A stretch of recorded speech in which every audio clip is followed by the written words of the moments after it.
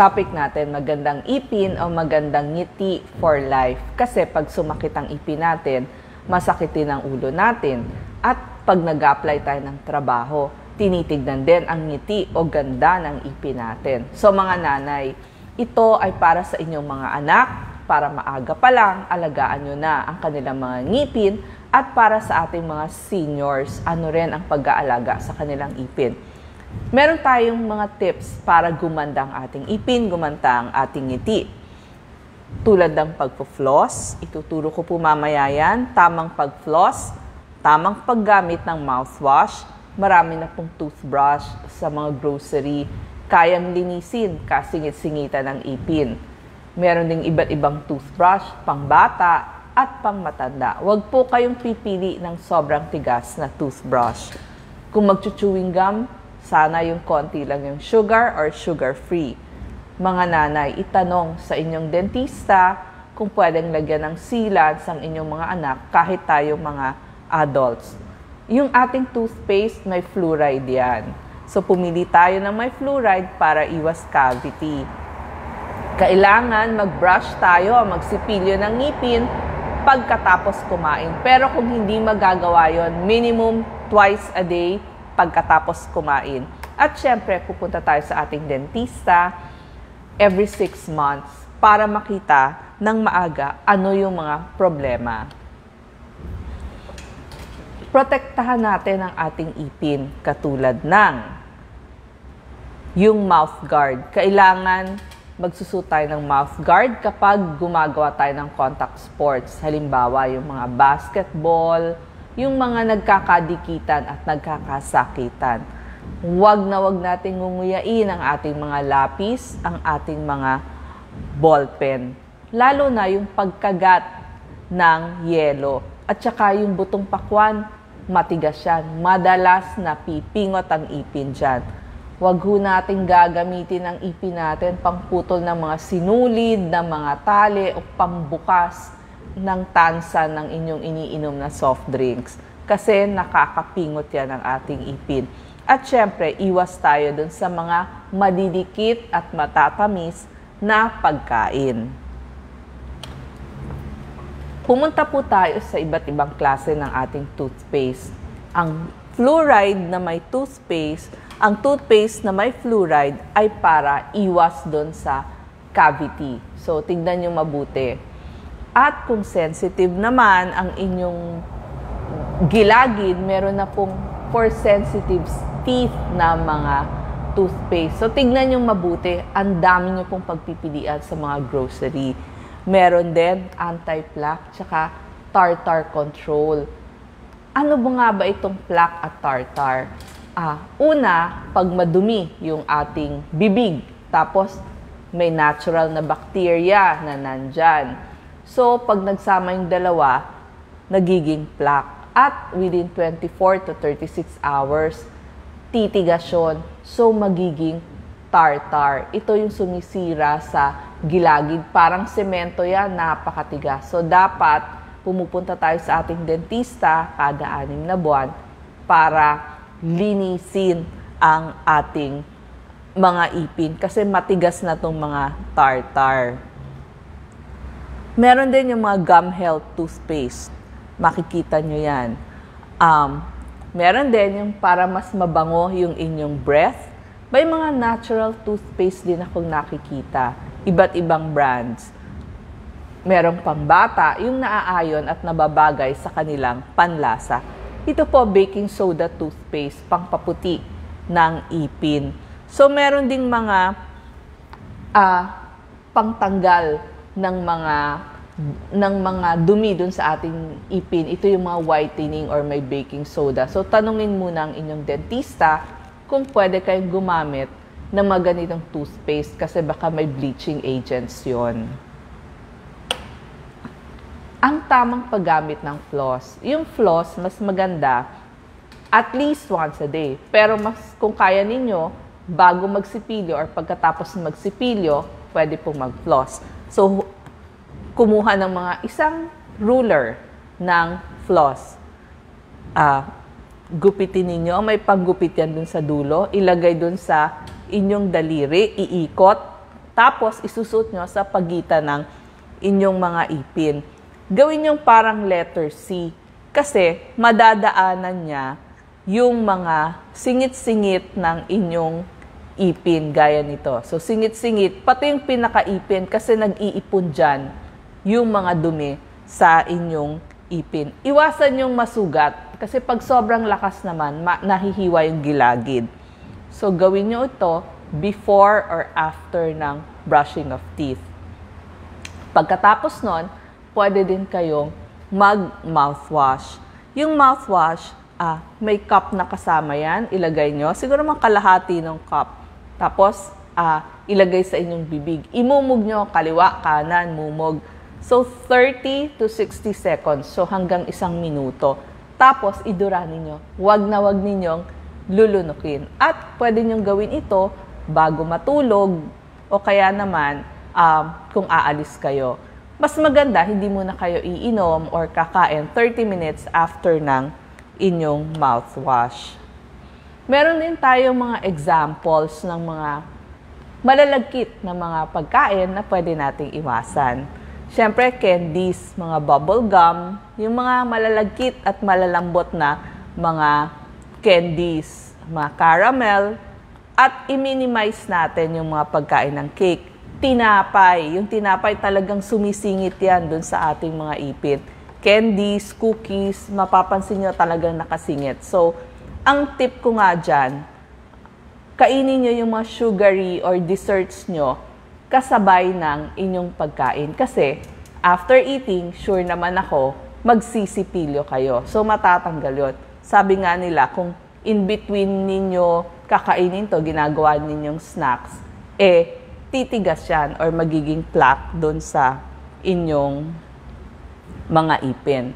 So, kung gusto nyo mag-snack, pwede kayo yung mga crunchy na vegetables, katulad ng mga carrots, salad, keso, yung mga nuts, yung balat na nuts. Huwag nyo gagamitin yung ipin nyo, pang balat ng inyong mga nuts. At pwede din yung mga nut butters, peanut butters. Sa pagkain, yung meat, fish, maganda din po yan sa ating ipin. At syempre, kailangan iinom kayo palagi ng tubig para hindi very dry ang ating mouth. Usually naman yung mga milk, kasi kailangan niya ng ating ipin. Pwede po ang mga milk, fresh fruits. Pwede din ang popcorn kung wala naman kayong braces. Dark chocolate, yogurt, ice cream, oatmeal. Yan naman po kasi hindi gaanong dumidikit. Ang mga nakakakos ng cavity talaga, yung mga candies, yung mga matatamis na inumin, kasama na po doon yung mga cookies, dried fruits, so yung mga pretzels, crackers, yan po, nagkakos po yan ng cavity. So after that, inom kayo ng tubig. Ang sabi ko nga sa mga nanay, tanungin nyo, yung inyong dentista, baka kailangan lagyan ng sealant kasi nakita nila 90% ng mga pumapasok na bata dun sa molars, pag lumabas na yung permanent molars ng inyong anak, dun sa bandang dulo, madalas doon nagkakaroon ng cavities o butas yung kanilang mga ngipin. So meron na mga sealants ngayon.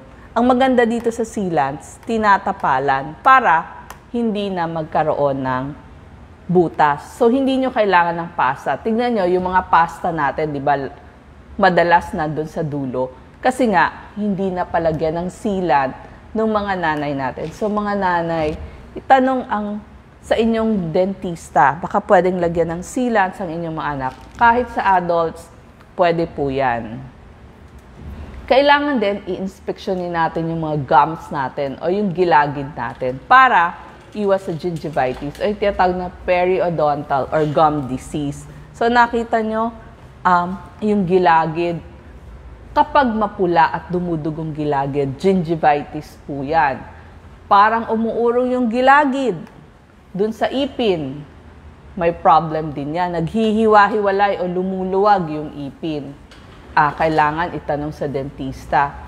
At parang pag may mabahong hininga o parang may ibang lasa sa inyong bibig, ipatingin sa inyong doktor. Kapag nagkaroon ng nana o nangangamatis, ika nga yung ating gilagid, dapat talaga patingin sa ating dentista.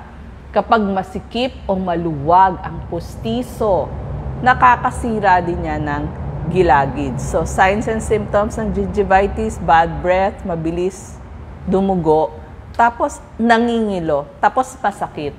Alam nyo po, pag masakit yung ipin nyo, huwag nyo agad ipapabunot kasi luluwag lalo yan. Magkakaroon ng side effect dun sa inyong mga bibig. So, anong gagawin kapag may emergency? Sasabihin nyo, naku, ang mahal-mahal naman ho ng dentista. Alam nyo po, sa mga health center, sa mga pampublikong ospital, meron po mga dentist doon. Pwede din kayong magpa-appointment doon kung hindi ninyo kayang bumayad. Bakit kayo pupunta? O ano yung mga emergency? Kapag sa tingin nyo natanggal yung pasta, ibalik nyo po dun sa dentista para malagyan agad ulit ng tapal. Kasi kung hindi, sasakit. Kasi tatamaan yung mga nerves. Nasira yung mga braces. Bata man or adults, kasi nagbe-braces na ngayon. Kapag sungki-sungki yung ipin o maluwag yung ipin, kapag ho nasira yan, wag ho kayo ang magre-repair. Dalhin nyo dun sa orthodontist nyo. Sila ang magre-repair. Ito nga sabi natin, kapag merong masakit o parang may nana o dumudugo dun sa iyong ipin, ipagamot sa inyong dentista. May health center or pampublikong mga ospital, lahat ho yun may dentist. Pati yung mga private hospitals may dentist.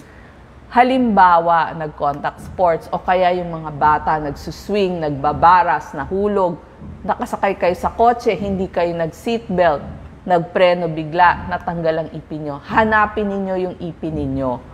Huwag ninyong hindi hahanapin. Hugasan nyo kung may malinis na tubig at itry nyo ibalik dun sa lugar na pinagtanggalan. Pumunta ho kayo sa dentista within 30 minutes to 1 hour kasi baka pwede pang ibalik. Baka buhay pa yung mga nerves at ugat doon. Pwede pang ibalik yon.